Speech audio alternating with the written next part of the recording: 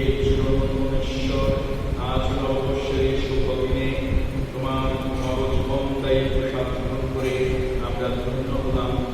এই অনুষ্ঠানের শেষে আবার তোমাকে ডাকি, হে বিশ্বপিতা, হে সর্বমানবের আশা ভরসা, তুমি সারা বছর আমাদের মাঝে সকল অমঙ্গলের হাত থেকে আমাদের রক্ষা করো।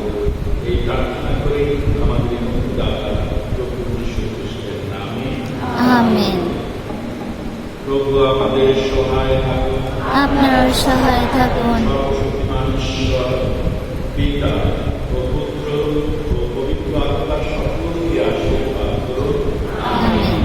বিশ্বকাল উৎসর্গ করা হলো ঈশ্বর খ্রিস্টের প্রেম ও শান্তিতে জীবন যাপন করে। ঈশ্বরকে ধন্যবাদ। শুভ